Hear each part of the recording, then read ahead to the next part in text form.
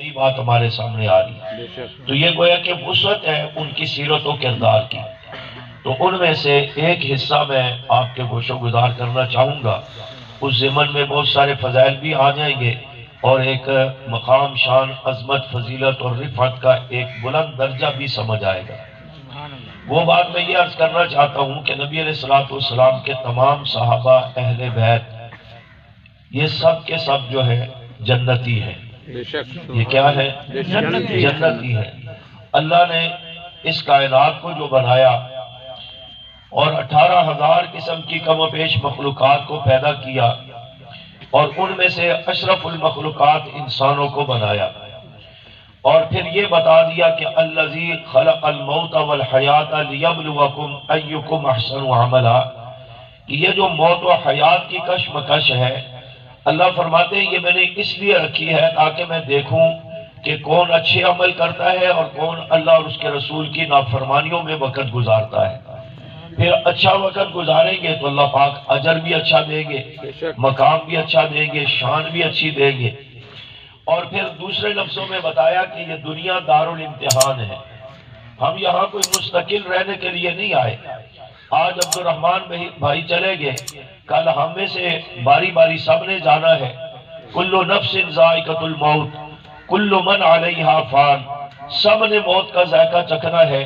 ایک اللہ کی ذات ہے جسے بقا ہے، باقی اس کی مخلوق سب فانی ہے، تو انسانوں نے بھی موت کا ذائقہ چکھنا ہے۔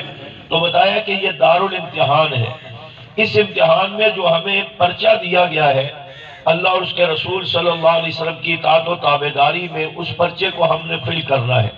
صحابہ اکرام اہل بیت عظام کے نقش قدم کو سامنے رکھ کر اس کے مطابق اس پرچے کو فل کرنا ہے۔ تو اگر اس میں ہم کامیاب ہو جاتے ہیں تو اللہ پاک دنیا میں بھی عزتیں دے گا، کامیابیاں عطا فرمائیں گے، اور آخرت میں نجات بھی ملے گی، جنت بھی ملے گی، اللہ کی رضا بھی ملے گی۔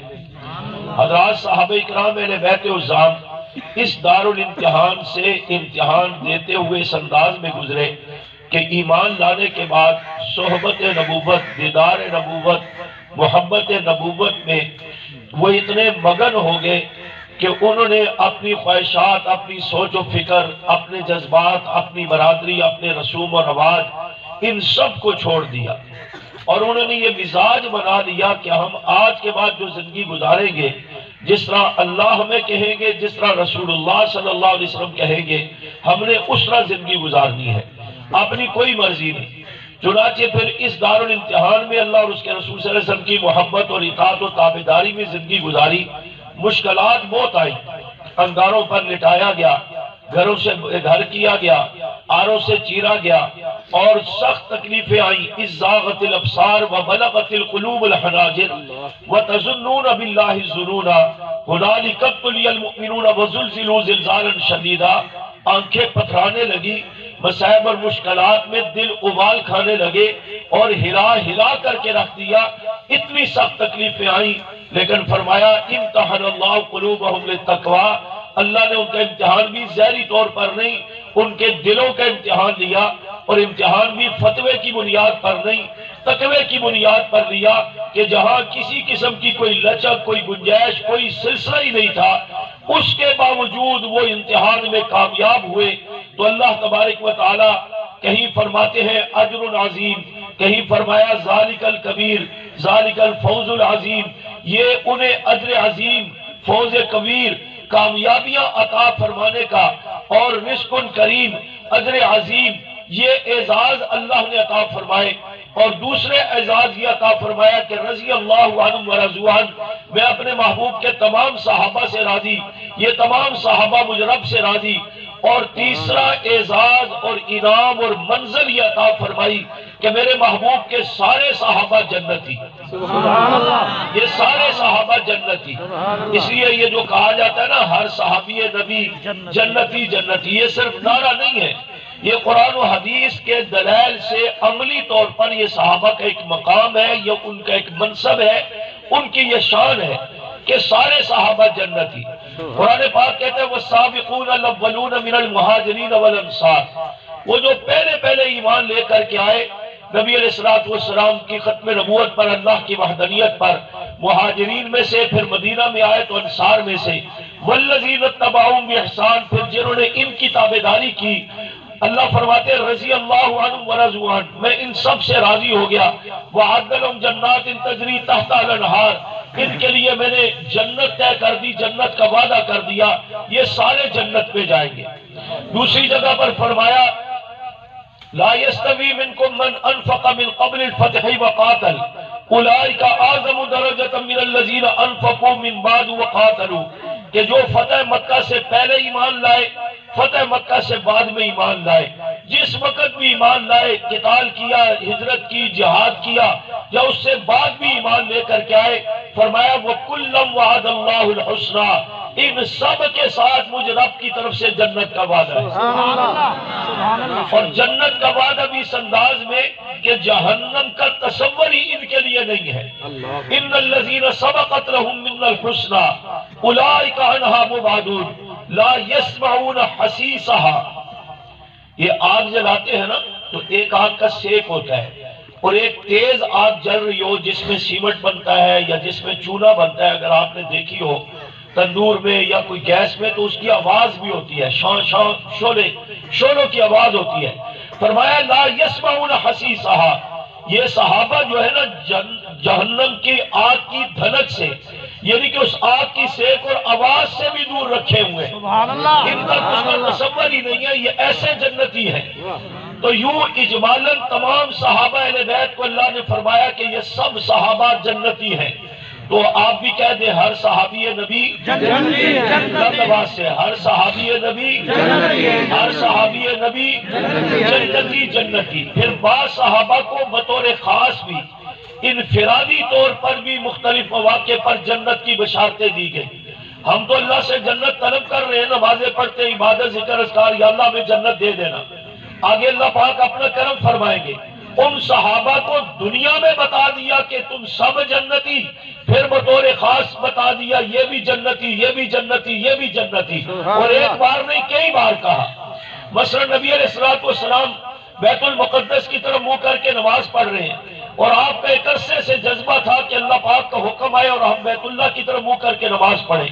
دوران نماز حکم آ گیا کہ آپ بیت اللہ کی طرف رخ کریں، تو آپ صلی اللہ علیہ وسلم نے نماز کے دوران ہی بیت اللہ کی طرف رخ کر دیا، تو پیچھے جو صحابہ کھڑے تھے ان میں سے 10 صحابہ نے آپ کی تابعداری میں، یعنی کہ باقی اس احتیاط میں ہوں گے کہ ہمارے لیے کیا حکم ہے، اور ان 10 صحابہ نے حضور کے پیچھے رخ اسی طرف کر دیا۔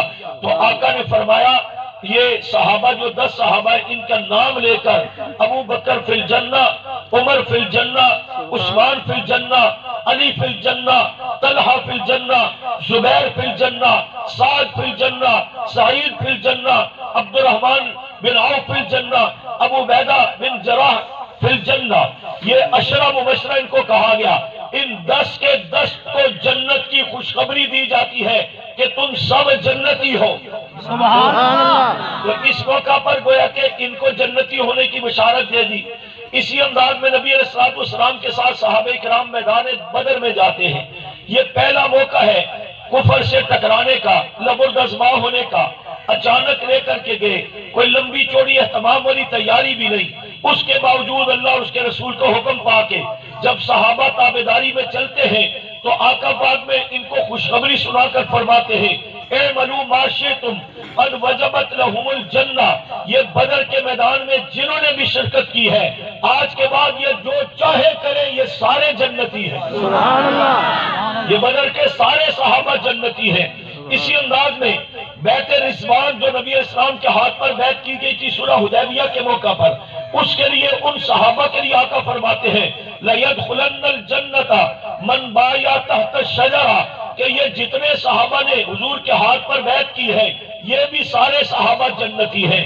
پھر انفرادی طور پر بعض حضرات سے کہا گیا، مثال کے طور پہ حضرت خدیجہ طیبہ رضی اللہ تعالی عنہا جو اہل بیت النبی کی بنیاد ہیں، ان کے لیے فرمایا گیا وَبَشِّرْهَا بِبَيْتِ الْجَنَّةِ، آپ کو جنت میں گھر کی خوشخبری جبرائیل علیہ السلام دے رہے ہیں کہ جنت میں اللہ نے آپ کے لیے گھر بنا دیا۔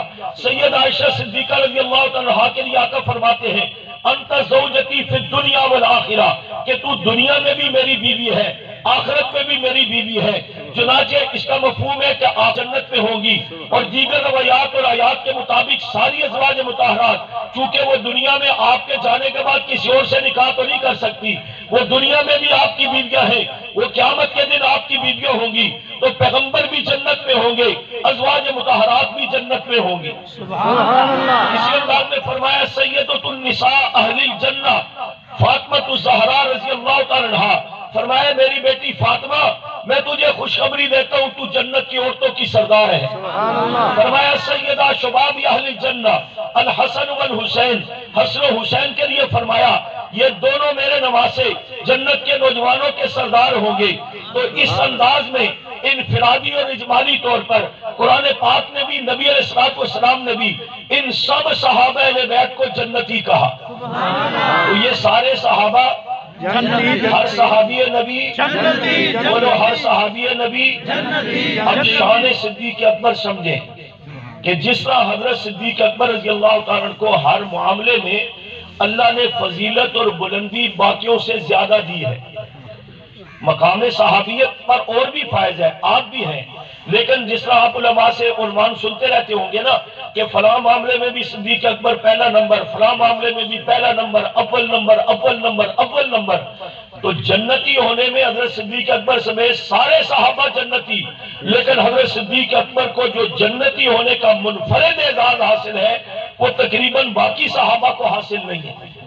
وہ کیا ہے کہ یہ باقی سارے صحابہ ایمان لانے کے بعد، اعمال صالحات کرنے کے بعد جنتی، اور صدیق اکبر وہ عظیم ہستی ہے کہ جو آئے بھی جنت سے تھے۔ سبحان اللہ، تکبیر، شان سیدنا صدیق اکبر، شان صحابہ، تکبیر، مسعود الرحمن عثمانی۔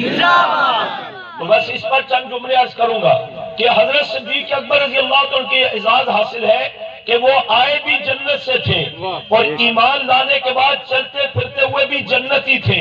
حضرت صدیق اکبر آج بھی جنت میں آرام فرما ہے، کل قیامت کے دن بھی جنت میں جائیں گے۔ یہ چار باتیں ہیں، ایمان سے، محبت سے، عقیدت سے سن لو گے، عمل کی محبت کی کوشش کرو گے تو انشاءاللہ میں اور آپ بھی آپ کی محبت میں جنتی۔ یہ بھی میری کوئی مبالغہ رائی نہیں، المرء مع من احب، نبی علیہ السلام کا اپنا فرمان ہے، دنیا میں جو جس کے ساتھ محبت کرے گا کل قیامت کے دن وہ اسی کے ساتھ ہوگا۔ تو حضرت صدیق اکبر رضی اللہ تعالیٰ آئے بھی جنت سے تھے، چلتے پھرتے ہوئے بھی ایمان لانے کے بعد جنتی تھے، آج بھی جنت میں آرام فرما ہے، کل بھی جنت میں جائیں گے۔ پہلے یہ سمجھ لیں کہ چلتے پھرتے ہوئے جنتی کیسے تھے، پھر پہلی جو بات میں نے کہی وہ تیسری بات کے سمجھانے سے پہلی بات سمجھ آئے گی، سمجھنے میں دوسری بات کو آپ پہلے لے لیں کہ چلتے پھرتے ہوئے کیسے جنتی تھی، اس لحاظ سے کہ قرآن پاک کہتے ہیں ان الذین قالوا ربنا اللہ، بے شک وہ لوگ جنہوں نے کہا ہمارا رب ہے اللہ، اور نبی علیہ السلام کی دعوت پر سب سے پہلے یہ کہنے والا ابو بکر صدیق ہے، اور پھر باقی صحابہ نے کہا، پھر مصائب اور مشکلات آئیں تو فرمایا ثم استقاموا، یہ ڈٹ گئے۔ حضرت صدیق اکبر رضی اللہ تعالیٰ کو پکڑ کر کے مارا گیا، پیٹا گیا، لہو لہان ہو گئے، بے ہوش ہو گئے۔ آپ کا جرم یہ تھا، آپ نے مکہ کے کافروں مشرکوں کے سینوں پر کھڑے ہو کر اللہ کی وحدانیت کا ڈنکا بجایا اور ان کے شرک اور معبودان باطلہ کا رد کیا، تو کافروں نے پکڑ کر مارا پیٹا۔ جب ہوش آیا تو ممکن ہے ہم جیسا کوئی ہوتا تو وہ کہتا جی ہمارا تعلق سپاہ سے نہیں ہے، ہمارا تعلق ان علماء اہل حق سے نہیں ہے، ہم حالات بڑے سخت ہیں، میری دکان پر نہ آیا کرو، میرے ساتھ رابطہ نہ کیا کرو، مجھے فون نہ کیا کرو۔ وہ بھائی کوئی ایمانی ربط بھی ہوتا ہے، جماعتی تعلق اپنی جگہ پر، جنہوں نے تعلق بنائے رکھے، جنہوں نے پیغمبر صحابہ رضوان سے محبتیں مضبوط رکھی، مارے کھائی ہیں، ہتھکڑیاں بیڑیاں پہنی ہیں، مصائب اور مشکلات سے گزرے ہیں، کیا ان کو زمین ہڑپ کر گئی؟ کیا ان کا نام ختم ہو گیا؟ آج بھی یہ ذمہ دار آپ کے سامنے بیٹھے ہیں، مرکز سے لے کر ایکام یونٹ تک، جو اللہ کے فضل سے کسی نہ کسی انداز میں چلتے رہے۔ تھوڑی بہت احتیاط ہوئے تو شرعی تقاضا ہے، یہ معیوب نہیں ہے، لیکن یہ کہہ دینا جی بس مجھے پتہ ہی نہیں ہے کون تھے، میرا تعلق نہیں ہے، اور میرے بھائی یہاں تعلق ٹوٹ گیا تو کل قیامت کے دن کا تعلق کیسے جڑے گا؟ صدیق اکبر سے سبق سیکھ لو لوہان ہو کے بے ہوش ہو گئے، جب ہوش آیا تو فرمایا میرے آقا کس حال میں ہے؟ گھر والے نے کہا وہ خیریت سے، آپ کی حالت ٹھیک نہیں، آپ دودھ وغیرہ پی لیں، کھانا کھا لیں، آپ کسے سمجھ جائے۔ کہا اس وقت تک کھانا پینا نہیں جب تک اپنی آنکھوں سے محبوب کو خیریت سے نہ دیکھ لوں۔ تو مار کھائی، پیغمبر سے تعلق نہیں توڑا، اللہ سے تعلق نہیں توڑا، ثم استقاموا، استقامت کا مظاہرہ کیا۔ نبی علیہ السلام کے ساتھ بھی مکہ کی میدانوں میں، بازاروں میں جب آپ دعوت و تبلیغ کے لیے جاتے ہیں، صدیق اکبر ساتھ ہیں، نبی علیہ السلام کو پکڑ کر کافر مارتے ہیں تو صدیق چھڑاتے ہوئے کہتے ہیں اتقتلون رجلا ان یقول ربی اللہ، تم ایک شخص کو اس لیے مارتے ہو کہ وہ کہتا ہے میرا رب اللہ ہے، تو اس وجہ سے ان کو چھوڑ کر حضرت صدیق اکبر کو پکڑ کر کے مارتے ہیں۔ مختلف مواقع پر ظلم و تشدد برداشت کیا، آپ نے کہا رب اللہ، میرا رب اللہ ہے، ساری تکلیفیں برداشت کی، ثم استقاموا، استقامت کا مظاہرہ کیا، تو اللہ فرماتے ہیں ابشروا بالجنہ، اسے کہہ دے تجھے جنت کی خوشخبری ہے۔ اسی آیت کے آخر میں جملہ ہے ابشروا بالجنہ، جنت کی خوشخبری ہے۔ اس لیے میں نے کہا صدیق اکبر ایمان لانے کے بعد چلتے پھرتے جنتی تھے۔ نبی علیہ السلام کا فرمان ہے من قال لا الہ الا اللہ دخل الجنہ، دوسری روایت میں من قال لا الہ الا اللہ مخلصا دخل الجنہ، جس نے صدق کے دل سے لا الہ الا اللہ پڑھا وہ جنت میں گیا۔ صدیق سے بڑھ کر صدق کے دل سے کس نے لا الہ الا اللہ پڑھا ہوگا؟ سبحان اللہ، کس گہرائی سے پڑھا کہ ساری زندگی علیحدہ نہ ہوئے، اس عقیدے کو چھوڑا نہ، نظریے کو چھوڑا نہ، اس اعتبار سے فرمایا یہ جنتی ہے۔ آدمی نماز پڑھتا ہے، نماز کے اہتمام کرنے پر قرآن پاک حدیث طیبہ میں جنت کی بشارتیں ہیں۔ صدیق اکبر بھی سب سے زیادہ نماز کا اہتمام کرتے ہیں، اور پھر آقا فرماتے ہیں الصلاۃ مفتاح الجنہ، نماز جو ہے وہ جنت کی چابی ہے۔ صدیق کو ہے کہ اہتمام سے نماز پڑھتے ہیں تو جنت کی چابی ہی صدیق کے پاس ہے۔ روزہ رکھتے ہیں آپ بھی، میں بھی، سارے مسلمان بھی، روزہ رکھنے کے بدلے میں بھی مختلف روایات میں ہے آدمی جنت میں جائے گا۔ اور روزہ کے متعلق حضور کا فرمان ہے وَالصَّبْرُ ثَوَابُهُ الْجَنَّةُ، کہ روزہ صبر ہے اور صبر کا بدلہ جو ہے وہ جنت ہے۔ چنانچہ حضرت صدیق اکبر روزے کا اہتمام کرتے ہیں، روزہ صبر ہے اور صبر کے بدلے جنت ہے، لہذا حضرت صدیق اکبر چلتے پھرتے ہوئے جنتی ہیں، روزے رکھ رہے ہیں، کھانے پینے سے خواہشات سے صبر کر رہے ہیں، جنت کی بشارتیں مل رہی ہیں۔ اسی انداز میں جہاد میں جانا، جہاد میں کفر کے مقابلہ کرنا، غازی بننا یا شہید ہونا یا صرف جہاد کرنا، یہ سب کے لیے جنت کی بشارتیں ہیں۔ حضرت صدیق اکبر رضی اللہ تعالیٰ عنہ ہر جہاد میں پیغمبر کے ساتھ کفر کے مقابلے میں شامل ہے، بدر کے میدان میں شامل ہوتے ہیں۔ ابھی حدیث میں نے سنائی اعملوا ما شئتم قد وجبت لهم الجنہ، اس میں سب سے پہلے حضرت صدیق اکبر مراد ہے، جو چاہو کرو تم پر جنت واجب ہو گئی۔ اور اسی انداز میں بیعت رضوان پر حضرت صدیق اکبر رضی اللہ عنہ نبی علیہ السلام کے ساتھ ہیں، حضور کے ہاتھ پر سب سے پہلے بیعت فرماتے ہیں۔ آقا فرماتے ہیں لَيَدْخُلَنَّ الْجَنَّةَ مَنْ بَایَعَ تَحْتَ الشَّجَرَةِ، اس پر جنت واجب ہوگی، وہ تاکید بھی ضرور جنت میں جائے گا جس نے بیعت رضوان پہ میرے ہاتھ پر بیعت کی ہے۔ ان بیعت کرنے والوں میں سب سے پہلے صدیق اکبر ہے، لہذا چلتے پھرتے ہوئے جنتی ہیں۔ اسی انداز میں حضرت صدیق اکبر رضی اللہ عنہ کے لیے سورۃ واللیل اللہ نے بہت سارے اوصاف بتائے، جن میں سے 3 جملے یہ فرمائے گئے فَأَمَّا مَنْ آتَى وَاتَّقَى وَصَدَّقَ بِالْحُسْنَى، فَأَمَّا مَنْ آتَى، جو اللہ کے راستے میں سب سے زیادہ دینے والا ہے، خرچ کرنے والا ہے۔ اس عنوان پہ بھی صدیق اکبر سے کوئی بڑھ نہیں سکا۔ نعرہ تکبیر، گلی گلی نگر نگر ابو بکر خلیفہ بلا فصل اتنا کچھ صدیق اکبر نے اللہ کے راستے میں لٹایا کہ جو کچھ تھا سب کچھ لٹا دیا۔ ایک موقع پر نبی علیہ السلام نے اپیل کی کہ کچھ لے کر کے آؤ، سب صحابہ لائے۔ حضرت عمر فرماتے ہیں آج تو میں خوش تھا، گھر میں کچھ مال اسباب بھی تھے، آدھا لے آیا، آدھا گھر والوں کے لیے چھوڑ دیا کہ آج صدیق اکبر سے نیکیوں سے بڑھ جاؤں گا۔ آقا نے پوچھا عمر کیا لائے؟ فرمایا جو کچھ تھا آدھا لے آیا ہوں، آدھا گھر والوں کے لیے چھوڑا ہے۔ تھوڑی دیر بعد صدیق اکبر آ گئے، کیا لائے ہو صدیق؟ فرمایا جو کچھ تھا سب لایا ہوں، سبحان اللہ، جو کچھ تھا سب لایا ہوں۔ دیر سے کیوں آئے؟ دیوار پر سوئی تلاش کر رہا تھا، ایک سوئی بھی گھر میں نہ رہ جائے، اس لیے تاخیر ہو گئی۔ ہجرت کے موقع پر پیغمبر کے ساتھ جا رہے ہیں، جاتے ہوئے گھر میں جو کچھ تھا ساتھ لے کے چلے۔ اونٹنیاں میری ہوں گی، کھانا میرا ہوگا، زادے راہ میرا ہوگا، خرچہ میرا ہوگا، سنگ محبوب آپ کا ہوگا۔ سبحان اللہ، مجھے اپنے ساتھ لے کے چلیے۔ ایک جگہ ایک روایت میں یہ جملے بھی ملتے ہیں، ابا جان کہتے رہتے تھے نا یار صدیق، بیٹا صدیق ایسی جگہ پر خرچ کرو جہاں کل تمہارے کام بھی آئے۔ غریب نادار قسم کے غلاموں کو لے کر آزاد کر دیا کرتے تھے کہ ایمان لانے کی وجہ سے ان کے آقا ان کو مارا کرتے تھے، تو فرمایا کوئی مضبوط لوگوں پر خرچ کرو، مشکل وقت میں تمہارے کام آئے۔ آپ نے فرمایا میں اپنے مفاد کے لیے نہیں، اللہ کی رضا کے لیے خرچ کرتا ہوں۔ وَمَا لِأَحَدٍ عِندَهُ مِن نِّعْمَةٍ تُجْزَىٰ إِلَّا ابْتِغَاءَ وَجْهِ رَبِّهِ الْأَعْلَىٰ، کسی کے احسان کا بدلہ دیتے ہوئے بھی نہیں، کسی سیاسی اور برادری کی مفاد کے لیے بھی نہیں، اللہ کی رضا مقصود ہے۔ اور یہاں ہجرت پر گئے، 5000 درہم ساتھ لے گئے، سارا رستہ خرچے کا خود کیا، رستے کا سارا خرچہ خود کیا۔ اور بیٹی سے جب دادا نے پوچھا نا کہ وہ صدیق اکبر تو چلے گئے ہیں، سب کچھ لے گئے، تمہارے لیے بھی کچھ چھوڑ کے گئے؟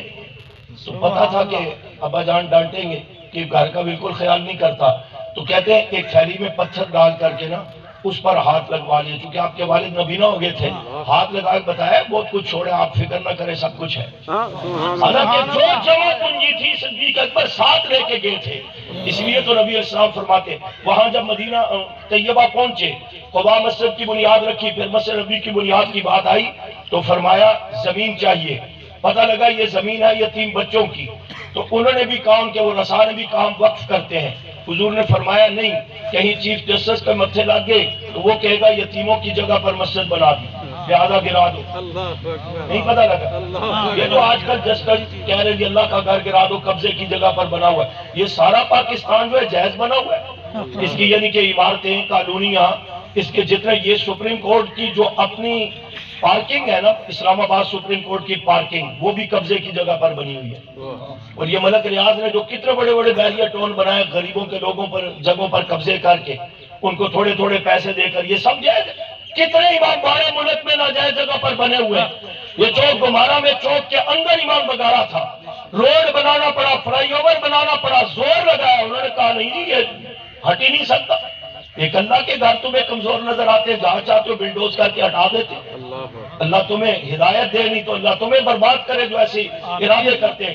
حضور نے فرمایا یتیم بچوں کی جگہ لے کر کے نہیں، دنیا کہے گی یتیموں کا مال لے لیا، جگہ لے لی، نہیں، خریدیں گے پھر بنائیں گے۔ پیسے کہاں سے آئیں گے؟ کون خرید کے دے گا؟ صدیق اکبر نے فرمایا کہ میں کس لیے یہ انتظام کر کے لایا ہوں، اپنے پیسوں سے مسجد نبوی کی جگہ خرید کر کے دی اور وقف کر دی۔ قیامت تک وہاں نماز پڑھنے والے مسلمان ایک نماز کا ثواب 1000 یا 50,000 نمازوں کا ثواب سارا صدیق اکبر کے لیے صدقہ جاریہ۔ اور من بنا للہ مسجدا بنى اللہ لہ بیتا فی الجنہ، آقا کا فرمان ہے کہ جو مسجد بنائے گا دنیا میں اللہ کا گھر بنائے گا، اللہ اس کے لیے جنت میں گھر بنائے گا۔ تو صدیق اکبر نے مسجد نبوی بنا کر کے دی، اللہ نے اس کے لیے جنت میں گھر بنا دیا، اس لیے صدیق اکبر چلتے پھرتے جنتی ہے۔ کہنا چاہتا ہوں اتنا کچھ دیا صدیق اکبر رضی اللہ تعالی نے کہ جو کچھ تھا لا کر کے دھر دیا، جسم کا لباس بھی بیچ دیا، ایسا موقع آیا کہ ٹاٹ کا لباس پہننے لگا۔ سبحان اللہ، اتنا لٹایا اللہ کے پیغمبر پر صلی اللہ علیہ وسلم۔